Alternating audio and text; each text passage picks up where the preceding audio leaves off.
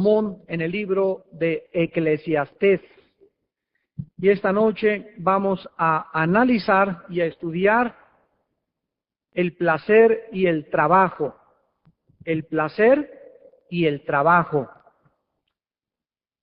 La filosofía que caracteriza a nuestra generación actual la podemos nosotros describir con estas palabras. Si se siente bien, hazlo.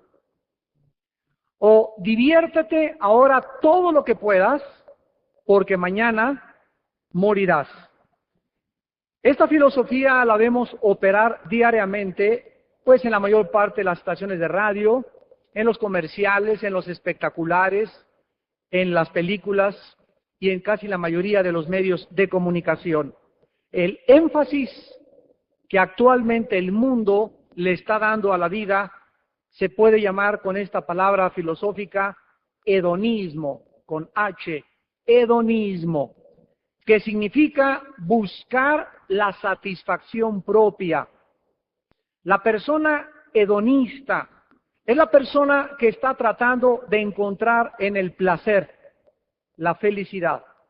Está tratando de encontrar en el placer el propósito y el significado de su vida. El rey Salomón buscó también la satisfacción de la vida a través del placer y además con tremendos recursos financieros. Pero ¿qué fue lo que descubrió el hombre más sabio, más rico, más extravagante que ha existido en la historia? ¿Pudo el placer y los más profundos deseos de su alma por divertirse saciarlo?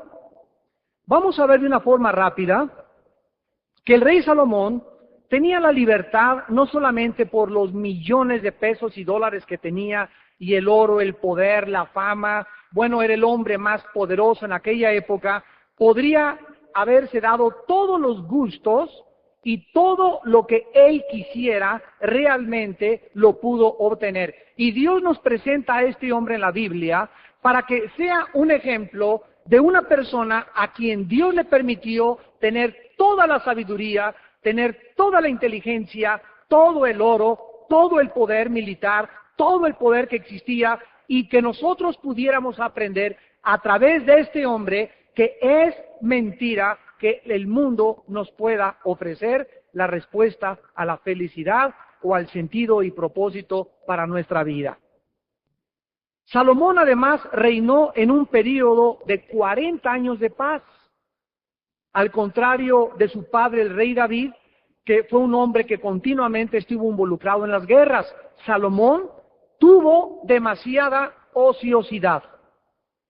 Y él no pudo tomar ventaja de esto con sabiduría. Esto es lo paradójico de su vida.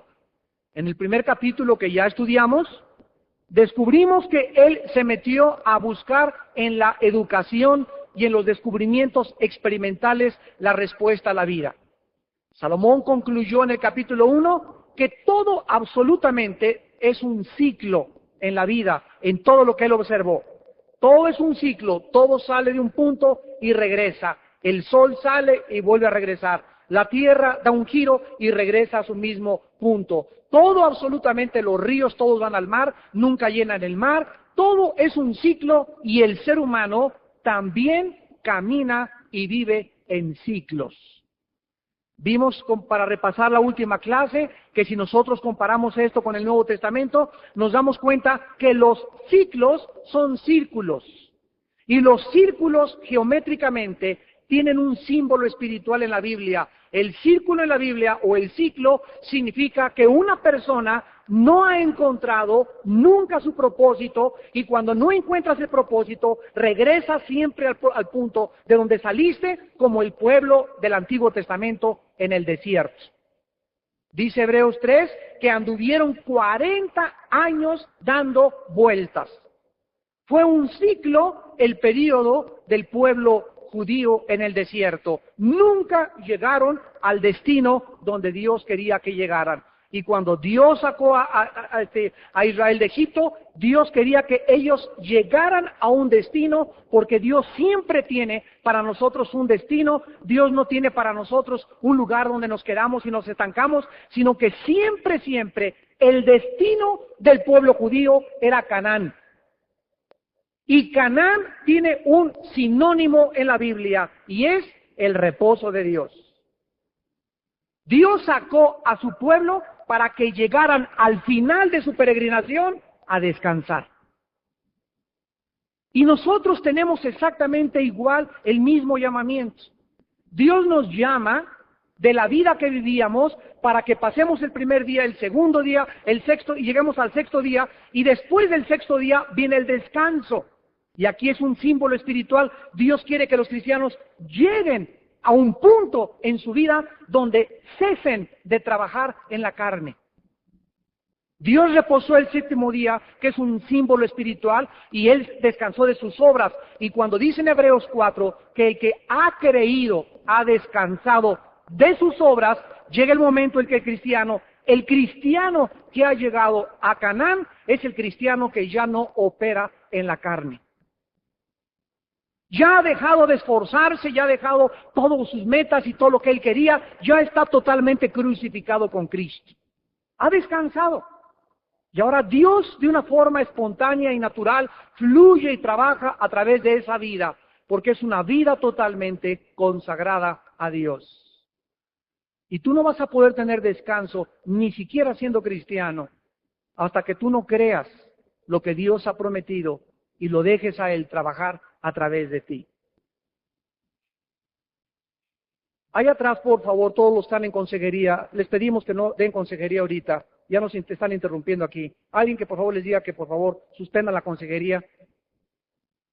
El camino del placer es el camino más equivocado que podamos nosotros tomar.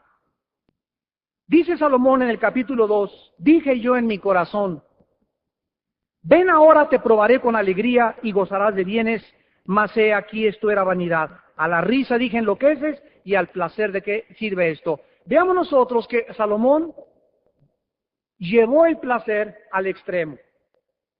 Para comenzar a tener algunas bases en esta tarde acerca de lo que estamos hablando, tenemos que recordar lo siguiente. Dios nos ha creado y todo lo que Dios ha puesto a nuestro alrededor es para que lo disfrutemos. Dice 1 Timoteo 6, 19 y 20 que Dios creó todas las cosas para que las disfrutemos en abundancia. Dios quiere que disfrutes las frutas, que disfrutes viaje a Acapulco, el mar, tu motocicleta, tu coche, el avión, el viaje a Nueva York, la ropa, tus zapatos, buena comida, cabrito. Dios quiere que disfrutemos todo Él lo ha creado para nosotros. Dios quiere que disfrutemos el dormir. Dios quiere que disfrutemos el sexo. Dios quiere que disfrutemos la comida. Pero cuando nosotros llevamos, pongan atención, aquí comenzamos en esta noche, cuando nosotros llevamos el placer a el extremo, cuando nosotros nos salimos de los parámetros que Dios ha puesto, porque no es libertinaje, Dios nos ha dado libertad, mas no libertinaje. Cuando convertimos la libertad en libertinaje, entonces comenzamos a atraer sobre nuestra vida desgracias personales. Comenzamos a descubrir una gran vaciedad en nuestro corazón. Comenzamos a descubrir una gran frustración. Cuando una muchacha de 17, 18 años o de 15 años, 14 años, vamos a ser generosos con nuestra época, de 14 años. Una muchacha de 14 años ahorita tiene relaciones sexuales y le han contado que el sexo y que por acá y que Ricky Martin y que este y que los artistas y que la telenovela, y la muchacha tiene la experiencia y se da cuenta, si es cristiana, que una grande frustración la invade después de esa relación. Juntamente con esa frustración un gran vacío. Juntamente con ese vacío una grande culpa. Y una grande insatisfacción. Lo que le habían dicho que el sexo tenía, no es cierto. Lo que el pecado le prometió, resultó totalmente lo contrario. Cuando una persona trabaja en un banco y maneja mucho dinero, es un político o lo que sea, y crees que con ese más dinero y con ese poquito que voy a tener y me echo a la bolsa, voy a pagar mis deudas y voy a pagar la letra de mi coche y me voy a construir una mejor casa y voy a sacar a mi familia de la bondoja y nos vamos a ir al Pedregal porque tengo ese dinero. Cuando tú tienes ese dinero y quieres invertirlo y comienzas a darte cuenta que no es cierto lo que te habían dicho y lo que habías visto en las películas, te das cuenta que la frustración, la vaciedad, la culpa invade tu vida. Porque Dios nos quiere dejar dicho en esta noche en su palabra que no hay nada que podamos hacer para llenar y darnos satisfacción en nuestro corazón. El primer camino que Salomón menciona es en el placer, en el versículo 1. Y Salomón se sumergió en el placer como jamás ningún ser humano lo había podido hacer. ¿Y qué descubrió? Dice el versículo 1, la última parte, también era vanidad. Para los que ya vinieron a la primera conferencia, recordarán que la palabra vanidad es una palabra hebrea que significa hueco, vacío, carente de significado y de propósito. Dice Salomón, no encontré nada. Veamos qué hizo Salomón en la búsqueda del hedonismo. Veamos en el versículo 2 y 3 lo que quiso buscar en el alcohol, la risa y los juegos. A la risa dije lo que es cuando la risa se lleva al extremo, se acaba en la locura. Por eso en las películas no es coincidencia que los grandes locos y todos comiencen y comienzan a reírse así, y cuando matan a la gente comienzan a reírse y a Drácula lo pongan riéndose y a los demonios riéndose, porque esas risas locas vienen precisamente de personas desquiciadas. Ya no es una risa de poder disfrutar, es una risa donde se manifiesta locura. Dice la Biblia, ¿y al placer de qué sirve esto?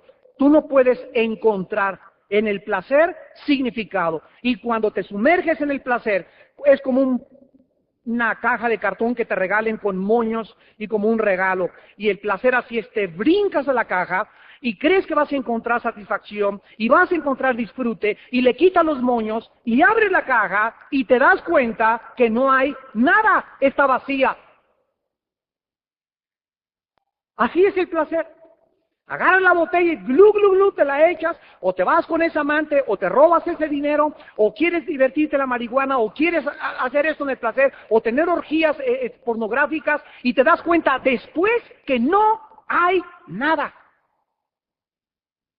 Te satisfizo 5, 10 minutos, media hora, 35 minutos, pero aterrizas, te enfrentas a la realidad. No es cierto que te llenó de satisfacción, ni te sientes satisfecho. El ojo nunca deja de cansar de ver y el oído nunca se cansa de oír. Ya lo vimos en el capítulo 1. No hay nada ahí. Dice el versículo 3, propuse en mi corazón agasajar mi carne con vino y que anduviese mi corazón en sabiduría con retención de la necedad, hasta ver cuál fuere el bien de los hijos de los hombres, en el cual se ocuparan debajo del cielo todos los días de su vida.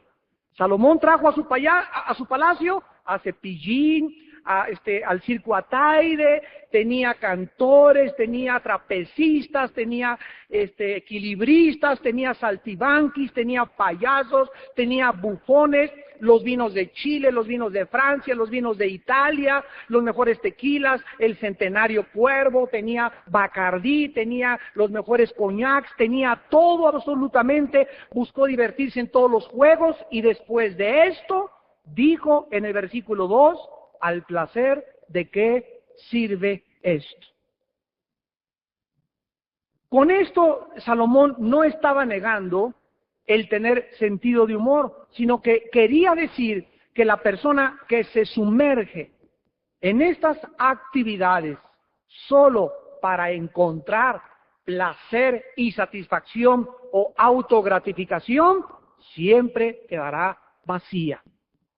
El alcohol es solamente un anestésico temporal que se usa para mitigar, para adormecer nuestras desilusiones y frustraciones de la vida. pero dura muy poco, porque, repito, el aterrizaje es 1000 veces peor. Aquí le llamamos la cruda.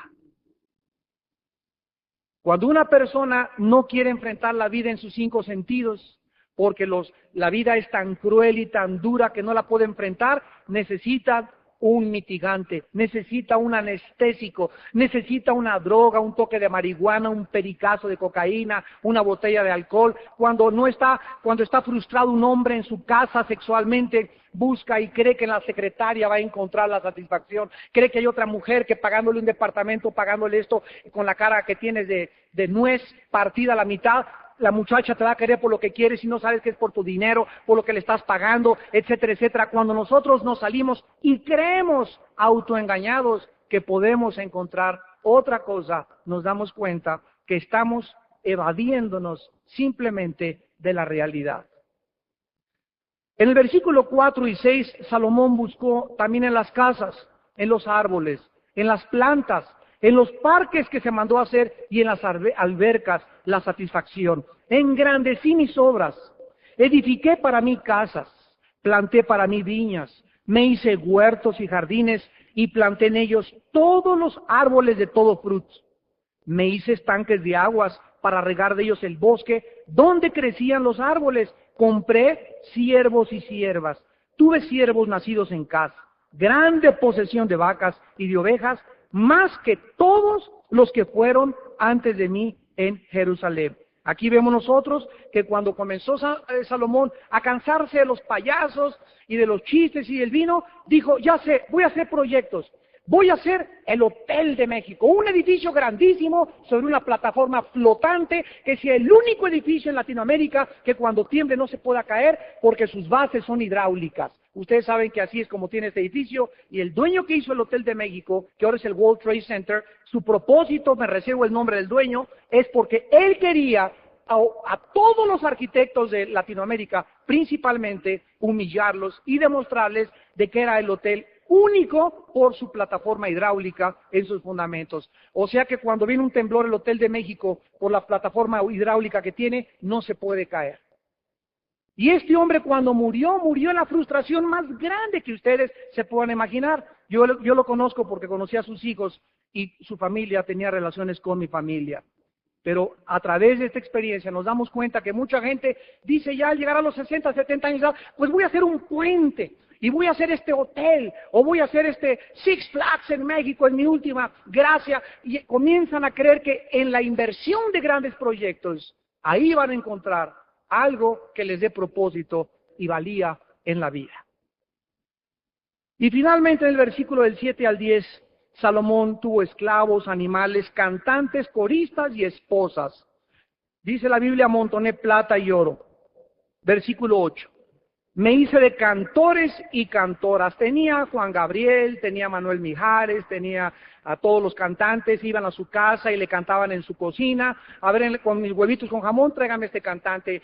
Tráigame a Plácido Domingo para las 2 de la tarde, a Luciana Pavarotti a las 7 de la noche. Él podía disponer de cualquiera y le pagaba el boleto de avión y de vuelta a Italia, donde fuera. Él podía hacer lo que quisiera. Todo estaba así a sus manos. Él era el rey. Dice el versículo 10, no negué a mis ojos ninguna cosa que desearan. ¿Se imaginan las implicaciones de esto? Dice en 1 Juan 2, 15 y 17, amados, no améis al mundo ni las cosas del mundo, porque los deseos de los ojos, los deseos de la carne y la vanagloria de la vida no provienen de Dios, sino provienen de este sistema que está gobernado por Satanás. Y Salomón nos dice que él no se negó nada de lo que sus ojos vieran. Hagan de cuenta que tú vas en la calle, ves a muchacha, agárramela por favor. Esa de aquí, apártemela por favor. Ese traje, apártemelo por favor. Ese coche me gusta, llévenlo a la noche en mi casa. Ninguna cosa que sus ojos vieran y desearan, se lo negó. Y cualquiera podría decir, ¿verdad? Eso es lo que yo estaba buscando, Aladín y la lámpara maravillosa. Un genio que le frote y que me diga, ¿qué cosa quieres? Bueno, exactamente en ese papel y en esa posición estuvo el rey Salomón. Él podía pedir y tener todo lo que quisiera. Versículo 11, miré yo luego todas las obras que habían hecho mis manos y el trabajo que tomé para hacerlas, y he aquí, todo era vanidad y aflicción de espíritu y sin provecho debajo del sol. En esta búsqueda insaciable, Salomón tenía también sirvientes. Unos sirvientes lo despertaban, otros le estaban poniendo ya las pantuflas, otros le secaban el pelo, otros le ponían champú, otros le ponían crema, otros le servían el café, otros lo vestían. Bueno, era absolutamente increíble el mundo de Salomón. Posiblemente nadie haya tenido jamás todas estas cosas. Y estas cosas que tú anhelas y que todo el mundo sueña, Salomón dijo en el versículo 11, todo es vanidad, aflicción de espíritu y sin provecho debajo del sol. El veredicto de Salomón en el versículo 11, acerca de todo lo que él exploró y en lo cual se sumergió, debe ser oído por el mayor número de las personas posibles ahora en este mundo que vivimos de tanta ambición. Como decíamos en la conferencia el sábado, en la maldición de la ambición, hay una ambición ahora desmedida por el dinero, por posición, por ocupar lugares importantes. Todos quieren salir en la fotografía, todos quieren ser amigo del candidato, todos quieren ser compadre de aquel, todos quieren hueso, todos buscan algo que les dé y los coloque en cierta posición de autoridad, de poder, y creen ellos que eso es la vida. Y para llegar a ese nivel, matan, roban, mienten, engañan, sobornan, y no les importa usar todos los juguetes de Satanás con tal de llegar a ese lugar que ellos creen que es el que han buscado y el cual les dará poder, satisfacción y felicidad. La Biblia dice, vas en el camino equivocado. Veamos 3 resúmenes breves acerca del placer. En primer lugar, los placeres sensuales prometen algo que nunca podrán cumplir. El placer te promete satisfacción, pero si esa satisfacción que tú te quieres dar, o ese placer que tú te quieres dar, no está aprobado por Dios, te dejará vacío, frustrado, insatisfecha y con un sentido de desesperación tremendo. No importa lo que sea, puede ser alcohol, sexo, drogas, todo esto te conducirá más y más y más a la esclavitud, pues ninguna de estas cosas te cumplirá lo que te prometió. Dice Romanos 6, versículo 16, ¿no sabéis que si os sometéis a alguien como esclavos para obedecerle, sois esclavos de aquel a quien obedecéis, sea del pecado para muerte o sea de la obediencia para justicia? Cualquiera que sea el placer en el cual tú estás sumergido, y en el cual tú estás sumergido, allá los que ven por la televisión, cualquiera que sea el placer que tú busques, te llegará a esclavizar. Te llegará a convertirte en un títere de tus pasiones y de tu carne. Y cuando quieras zafarte de la cocaína, de la marihuana, de la pornografía, del sexo, del robo, de la ambición, cuando quieras zafarte, te darás cuenta que es imposible, porque para esto vino Jesucristo, el Hijo de Dios, para libertarnos y romper las cadenas de nuestros pecados. En segundo lugar, los placeres, llevados al extremo, producirán locura y hastío. Los filósofos, psicólogos y maestros del hedonismo nos dicen que hagamos lo que sintamos hacer. En las escuelas se les enseña a los muchachos que se masturben en secundaria porque es sano, que no se repriman. Eso les enseñan los psicólogos. Que no se repriman, que no mantengan encadenadas sus deseos sexuales y sensuales, que si quieren masturbarse, que lo hagan, que si quieren tener relaciones sexuales, que lo hagan, pero con condón, para que sea sexo seguro. Esos son los maestros del hedonismo de nuestro mundo. No nos debemos reprimir nuestros gustos, nos dicen, porque estos nos abrirán ventanas enormes de satisfacción y de placer. Realmente es lo contrario. El placer nos ciega los ojos a la realidad de nuestro matrimonio. Yo me he encontrado, por lo menos de 6 o 7 psicólogos no cristianos con los que he platicado el último año. De los 6 o 7, 5 de estos psicólogos no cristianos me han asegurado que recomiendan a las parejas que tienen problemas sexuales en su matrimonio que vean películas pornográficas para que se exciten viendo otras personas y puedan disfrutar el matrimonio. ¿Saben lo que dice la Biblia en Hebreos 13, versículo 4? Honroso sea el matrimonio sin mancilla. ¿Qué significa? Sin contaminación. Pero a los adúlteros y los fornicarios los juzgará Dios. Miren a dónde ha llegado el mundo hedonista. Y los famosos líderes y gurús de la psicología y de la psiquiatría moderna. ¿A dónde han llegado? Por desconocer la palabra de Dios. El placer te ciega los ojos. Y muchos de ustedes que nos escuchan han mancillado su matrimonio. Han manchado su matrimonio. Y la razón por la cual hay tanta frustración sexual en tu matrimonio es porque en tu matrimonio precisamente no hay santidad. Honroso sea el matrimonio sin mancilla.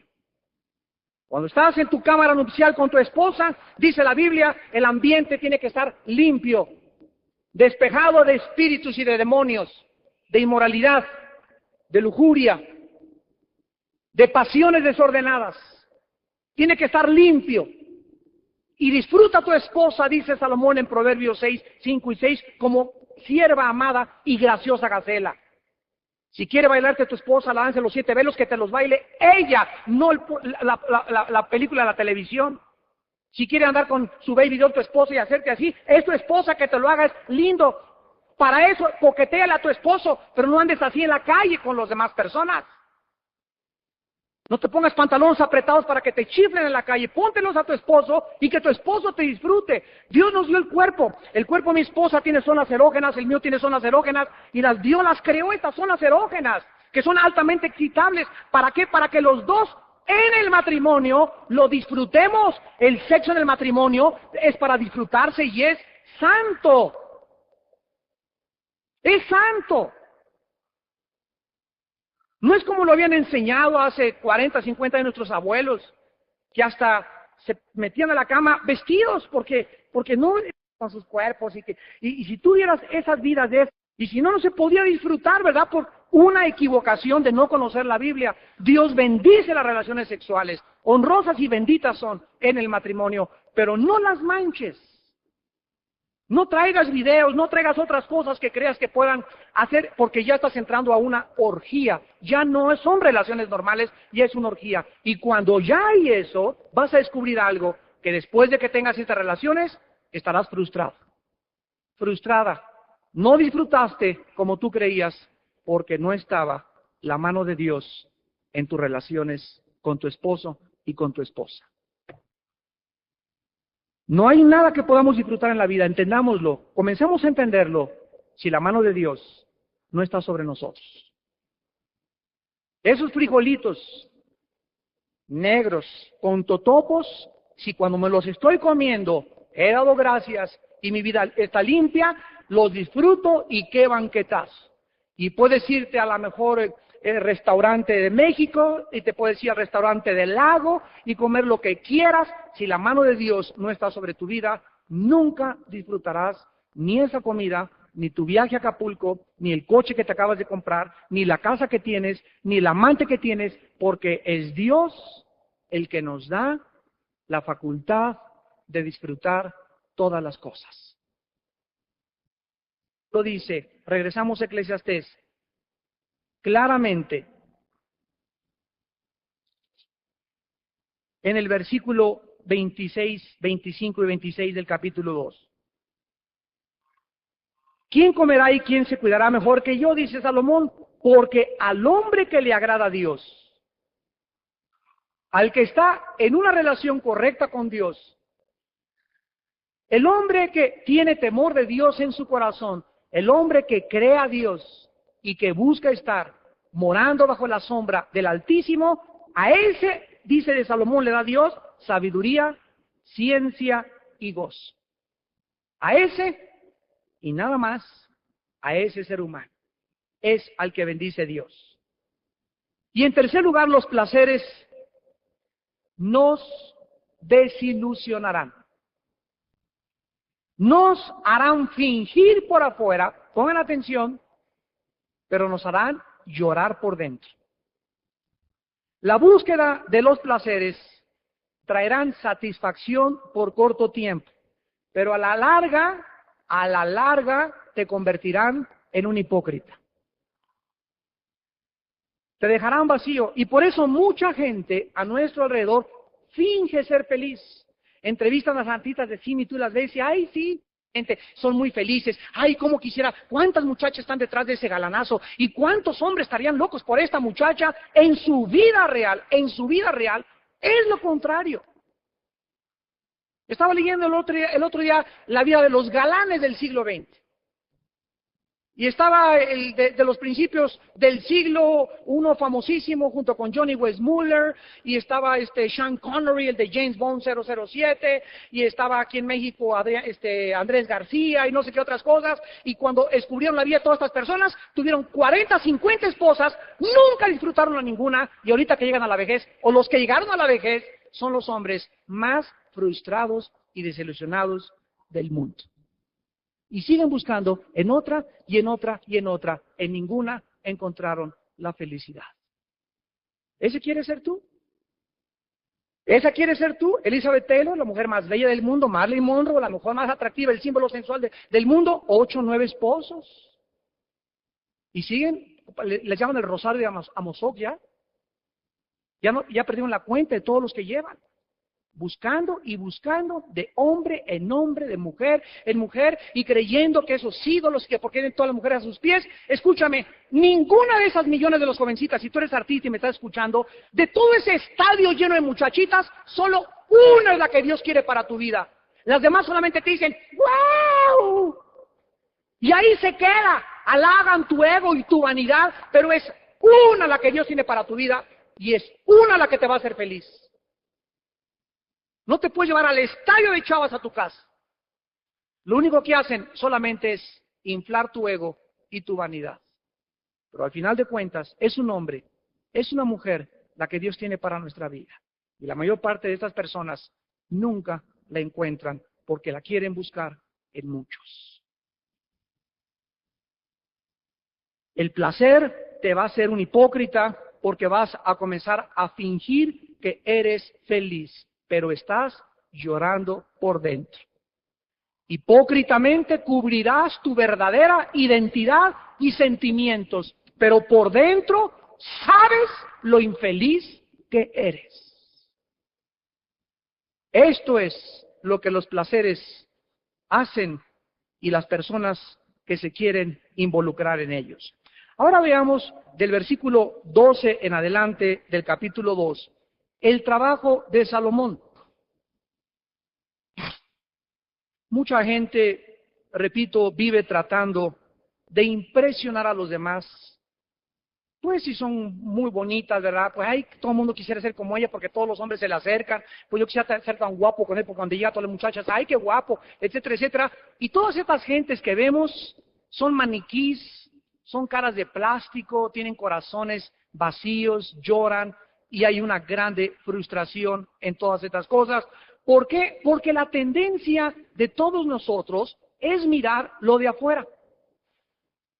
Por ejemplo, una muchacha, al llegar hasta los 18 o 20 años de edad, según su grado de madurez emocional, una muchacha hasta los 18 o 20 años de edad se fija en los hombres en el físico. Todas las niñas, 15, 16, 17 años, todos los hombres guapos, ¡wow! Así, ¡qué guapo! Y todos, y nada más por el puro físico sin saber que pueden ser monstruos por dentro. Pero cuando una muchacha llega a los 18, 20 años de edad y ha madurado, ya no se fija tanto en el físico cuando comienza a pensar en casarse.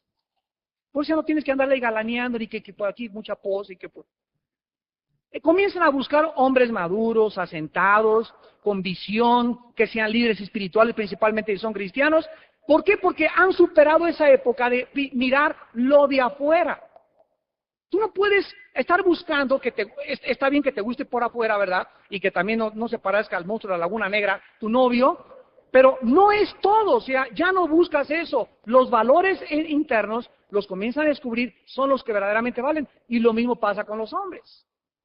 Los hombres ya cuando llegan a una edad, 25, 30, 35 años para casarse, comienzan a buscar una mujer no solamente atractiva, pero que tenga un corazón para Dios, que sea algo que busque, que no aparenten. Que no crean que porque son bellos o porque son bonitas, van el mundo a tenerlo a sus pies. Lo vas a tener hasta los 20, 25 años de edad. Pero tú no te puedes casar así toda la vida y casada seguir con lo mismo. Ni casado seguir con lo mismo. Te casaste y eres guapo, ahora tu esposa. Ya no puedes andar ahí de pachuquillo allá afuera y que queriendo todavía el rey aquí del rock y del John Travolta de los pobres. ¿Por qué? Porque ahora te tienes que someter y vivir para agradar a tu esposa. Todo eso se esfuma y todo eso se va.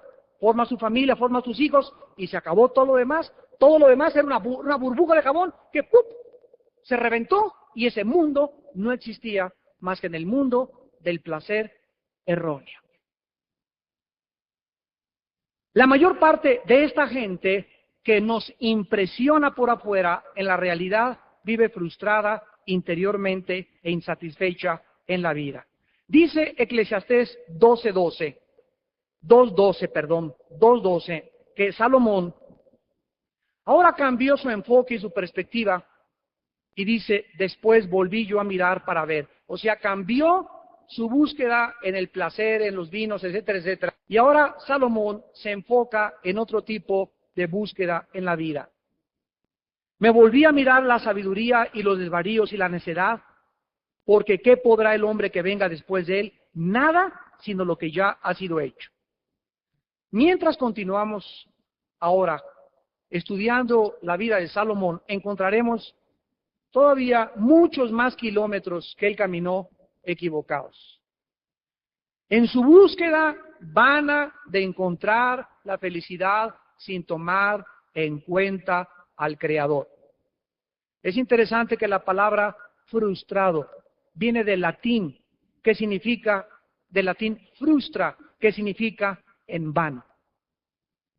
Una persona que está frustrada piensa que nada de lo que tiene sentido y que a pesar de lo que haga, nunca llegará a realizar sus sueños.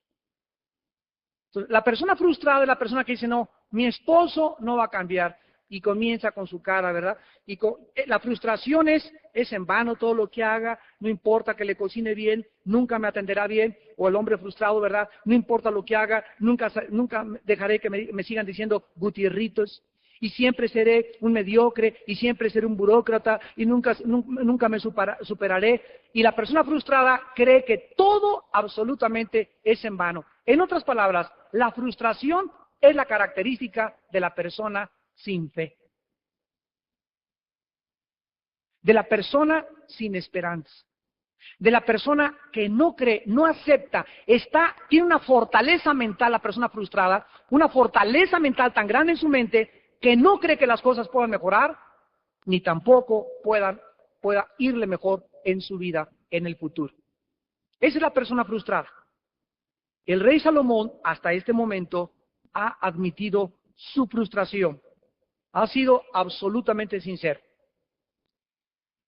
Podemos resumir que fue incapaz y nos confesó de encontrar satisfacción en las empresas intelectuales. Consideró la risa y el placer enloquecedores. Buscó en el vino, en las mujeres, en la música, todo y solamente encontró hastío y aburrimiento aún mayor. Intentó buscar las mejores mujeres del mundo, tuvo más de 500 miles de amantes y tampoco encontró nada en tantas mujeres que le llenara y pudiera satisfacer. Comenzó a coleccionar piedras finísimas y a hacer proyectos y edificios, piezas de arte de valor incalculable, pero tampoco ninguna cosa le satisfizo. Muchas personas en la vida, ante tanta frustración, han equivocado su camino y muchos, por ejemplo, se vuelven bateadores de home run de la izquierda. Comienzan a volverse homosexuales, o mujeres comienzan a volverse lesbianas, o se suicidan, o se entregan ya al alcohol, o se sumergen en la cocaína, y se ahogan y se avientan en ese túnel del placer donde se abandonan por tanta frustración. Es la frustración, la insatisfacción, y dicen, nada vale la pena, todo esto es vanidad, y ¡prum! Hasta que la muerte se los lleva. Sin embargo, Salomón siguió conduciendo. Él no se quitó la vida, no se volvió homosexual por la gracia de Dios. Y veamos, para terminar, en qué acabó la búsqueda hasta la mitad de su vida. En los versículos del 12 al 17 del capítulo 2, Salomón compara a los sabios con los necios. Y dice en el versículo 13 que él pudo comprender que la sabiduría es más grande que la necedad, como la luz de las tinieblas, porque el sabio, ¿verdad? Bueno, pues tiene la sabiduría y ve con los ojos abiertos, o sea, el sabio es una persona que tiene una visión clara en la vida, mientras que el necio funciona como en un cuarto oscuro, sin saber por dónde va la vida. Pero miren lo que dice Salomón. Bueno, el sabio tiene luz, el necio no tiene luz. Uno ve claro y el otro ve oscuro. Sin embargo, dice Salomón, los dos al final tienen que morir. Entonces, ¿de qué le sirvió al sabio ver y al no sabio no ver? Porque los dos finalmente tienen, dice el versículo 14, el mismo suceso acontecerá al uno del otro. Van a morir los dos. Entonces, muchas personas, sin haberse estudiado tanto, yo no tuve que matarme ni estudiar matemáticas, y fui un ranchero toda mi vida y crié vacas. Y el otro, mi hermano, fue estudiante y se mató y se quemó las pestañas y le dieron hasta premios Nobel, pero al final, cuando muramos, yo fui ranchero, no conocí de historia, ni siquiera sabía cuál era la capital de Aguascalientes. Y mi hermano, que fue reconocido, etcétera, etcétera, los dos vamos a morir. ¿De qué le sirvió a mi hermano todo lo que hizo comparado conmigo? O sea, ¿qué tiene más valor? ¿Ser sabio o ser necio? ¿De qué me sirve si los dos vamos a morir que uno fue algo y el otro no fue nada? Además, los dos van a ser olvidados. Dice el versículo 16, porque ni del sabio ni del necio habrá memoria para siempre. Los recuerdos tienden a desvanecerse. Entonces, ¿cuál es el objeto en la vida de ser más inteligentes que otros? O de ser más estudiosos que otros. Al final, todos tenemos que morir. En segundo lugar, del 18 al 21, Salomón compara y se pregunta, ¿a quién le vamos a dejar todo lo que nosotros trabajamos? ¿A quién le vamos a dejar todo? Versículo, ¿quién sabe si será sabio o necio el que se enseñoreará de todo mi trabajo? En que yo me afané y en que ocupé debajo del sol mi sabiduría, esto también es vanidad. Puesto que la satisfacción tampoco la encontró viviendo sabiamente, tal vez, dijo Salomón, la voy a encontrar con el gozo, pues de dejarle una gran fortuna a mis hijos. Yo estoy trabajando, compadre, porque les quiero dejar a mis hijos una gran casa y una gran herencia para que no les pasen y pasen pobrezas como yo las pasé cuando era cachorrito. ¿Cuántas personas viven así? Trabajan, piensan, se preocupan, se afanan, invierten por todos lados, hacen negocios, nunca se cansan de trabajar y de repente se mueren. Dennis Barnhart fue el presidente de la compañía más grande de computadoras en los Estados Unidos. Su vida representa un ejemplo de la tragedia que es vivir solo para trabajar y para creer que le vas a dejar tu fortuna a tus descendientes. Este hombre se hizo millonario de la noche a la mañana y a los 44 años de edad era el hombre más rico de Estados Unidos. Y no hacía ninguna otra cosa más que trabajar para hacer dinero. Un día, cuando cumplió 45 años de edad, salió en su Ferrari rojo, se cayó en un barranco y se mató instantáneamente. Este hombre nunca supo cuál fue el significado de su vida. Nunca supo dónde encontrar la verdadera satisfacción en su vida y se dedicó a trabajar y a trabajar y a trabajar. Si no hubiera muerto Dennis Barnhart y hubiera llegado a los 80 años de edad, trabajando sin descanso para hacer más dinero, para dejárselo a sus hijos o a sus parientes.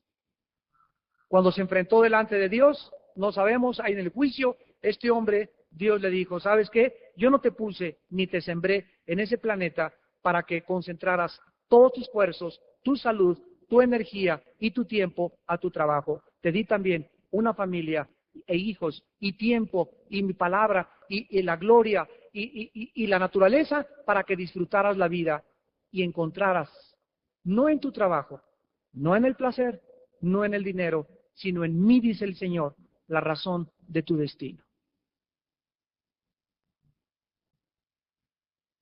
Y en último lugar dice el versículo 22 y 23 que Salomón descubrió que el trabajo tampoco nos puede dar descanso espiritual.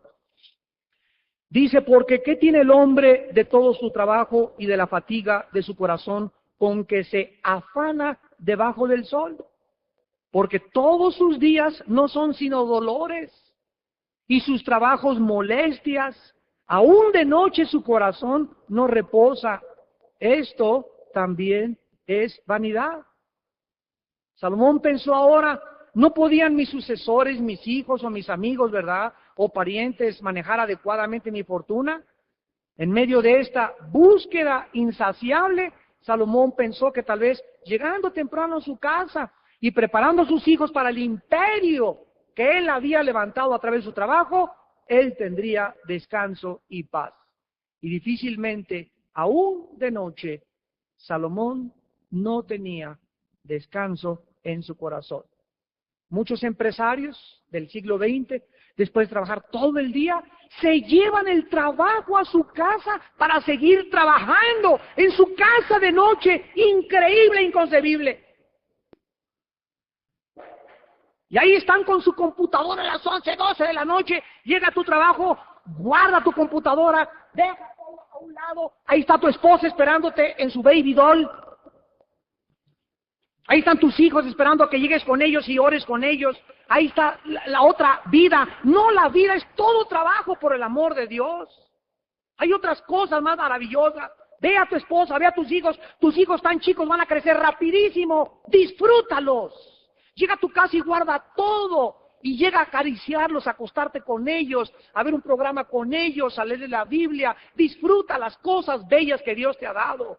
Pero no lo puedes disfrutar porque tú crees que la vida es trabajar. Y aún en tu casa no descansas, porque hasta tu casa te llevas tu trabajo, porque no tienes la mano de Dios en tu vida. Cuando nosotros vivimos de esta manera, no podemos ni siquiera poder entender qué cosa es la vida. Dice el versículo 24, no hay cosa mejor para el hombre, sino que beba y que coma y que su alma se alegre en su trabajo, y también he visto que esto es de la mano de Dios.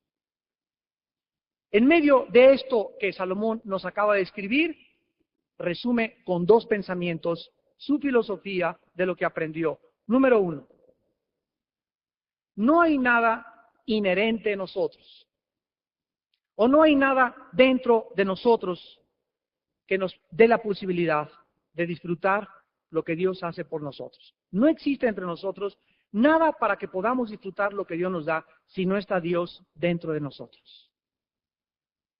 Este versículo traducido literalmente, el versículo 24, diría, no hay cosa mejor para el hombre sino que coma y beba y que su alma se alegre de su trabajo.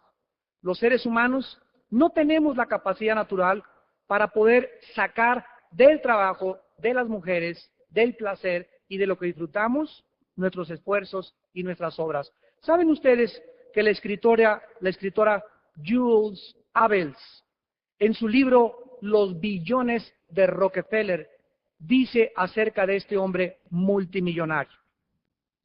Los ingresos de John Rockefeller eran de $1 millón por semana.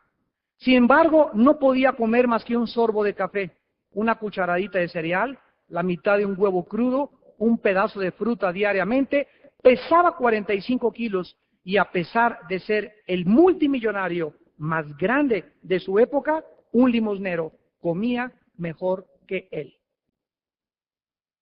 Y si recuerdan ustedes, al hombre más rico que Rockefeller fue Howard Hughes. Le decían el rey del estaño y el rey de los aeroplanos. Y bueno, este hombre, ¿saben en dónde murió? En el Hotel Princess de Acapulco, en el penthouse del Hotel Princess. Y tenía todo el cuarto tapado con cortinas negras porque tenía un problema que no podía ver la luz del sol. Vivía bajo una burbuja como la que usa Michael Jackson en su limusín cuando lo transportan para evitar la contaminación de los gérmenes y de los parásitos. Tenía un ejército de sirvientes mormones porque eran los únicos que confiaba. Y pesaba 35 kilos antes de morir. El hombre más rico de toda la historia, Howard Hughes. A menos que Dios sea el centro de nuestra vida, nada podremos disfrutar. Miren ustedes las fiestas de los incrédulos. Se juntan para divertirse. ¿Y qué necesitan para divertirse? No pueden divertirse en sus 5 sentidos sin alcohol. A fuerza tienen que tener alcohol. La música tiene que estar hasta que se te rompan los tímpanos. Cigarros, tiene que haber sexo, tiene que haber chistes groseros y pesados, porque si no, no tienen satisfacción. Dios quiere que nosotros nos divirtamos, que disfrutemos la vida, que nos riamos y que estemos siempre contentos, pero algunos cristianos parece que los bautizaron con jugo de limón o con aceite de acumulador. Aquellos que están cerca de Dios se van a beneficiar de la bendición de Dios. El mundo piensa que amasando una fortuna, que haciendo proyectos, que haciendo aquello, va a poder encontrar lo que Dios le da. Las personas que no toman en cuenta a Dios nunca podrán sacar el provecho de sus vidas. ¿Por qué tú, en esta noche, no vienes a Dios?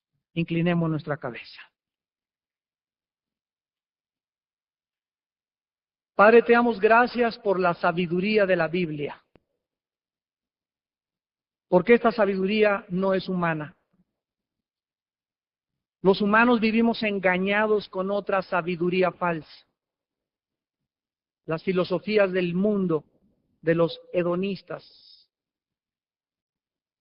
a través de los cuales nos hacen creer que la felicidad se encuentra en el placer o en el trabajar. Te damos gracias, Padre, porque el trabajo es una parte de la vida, pero no es la vida. Tenemos que trabajar porque la Biblia dice que el que no trabaje, que no coma. Pero cuídate de hacer tu trabajo un Dios. Cuida de llevar el trabajo a tu casa. Cuida de extralimitarte en tu trabajo, al grado que sacrifiques a tu familia. Cuídate, porque eso Dios no lo aprueba. Pero los que buscan al Señor no tendrán falta de ningún bien. Buscar a Dios y su justicia, y Dios te dará la habilidad, la capacidad para que disfrutes la vida. Y nunca se puede encontrar el disfrute de la vida en los extremos, menos en los excesos y en aquellas cosas en las que somos empujados por Satanás y por la concupiscencia de nuestra carne hacia aquello que después nos deja vacíos. En esta noche muchos de ustedes han buscado de cigarro en cigarro, han ido de mujer en mujer, de hombre en hombre, de película en película, de teatro en teatro, de juego en juego, de fiesta en fiesta, y estás igual. Porque el agua que ellos beban, dijo Jesús, volverán a tener sed. Pero el agua que yo te doy, dice Jesús, el agua que yo te doy será dentro de ti, una fuente que salte para vida eterna. El agua del mundo siempre te dará más sed. Porque no hay nada en este mundo para poder darnos satisfacción, llenura y contentamiento de espíritu. Es Dios el que nos creó a su imagen y semejanza, el que nos ha hablado esta noche y el que nos invita a venir a Él. Vengan a mí todos ustedes, los que están trabajados y cargados, que yo los haré descansar, dice Jesús. Llevad mi yugo sobre vosotros, mi yugo es fácil y ligera mi carga. Yo soy Dios, dijo Jesús.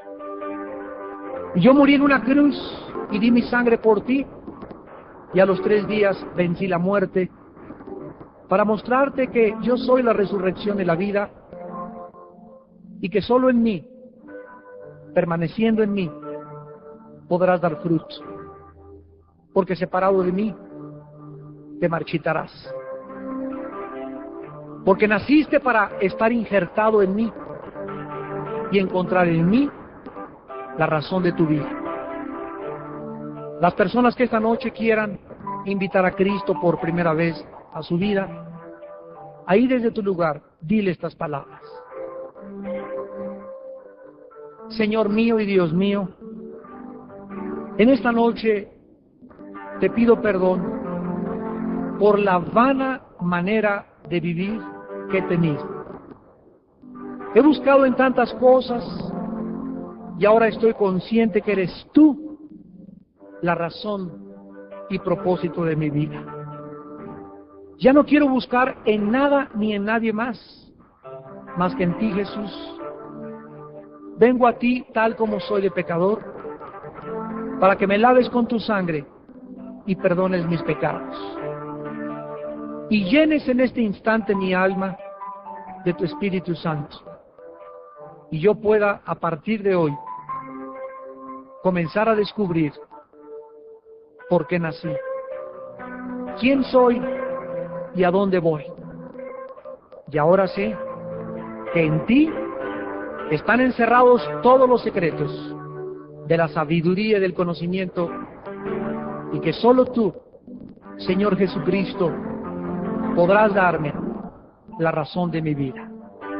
Te lo pido y te doy las gracias en tu nombre santo. Amén.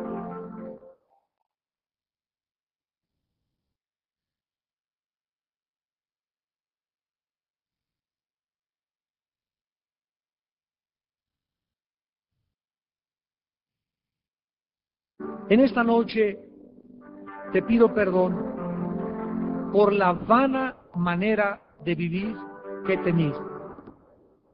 He buscado en tantas cosas y ahora estoy consciente que eres tú la razón y propósito de mi vida. Ya no quiero buscar en nada ni en nadie más que en ti, Jesús. Vengo a ti tal como soy de pecador, para que me laves con tu sangre y perdones mis pecados. Y llenes en este instante mi alma de tu Espíritu Santo. Y yo pueda, a partir de hoy, comenzar a descubrir por qué nací, quién soy y a dónde voy. Y ahora sé que en ti están encerrados todos los secretos de la sabiduría y del conocimiento, y que solo tú, Señor Jesucristo, podrás darme la razón de mi vida. Te lo pido y te doy las gracias en tu nombre santo. Amén.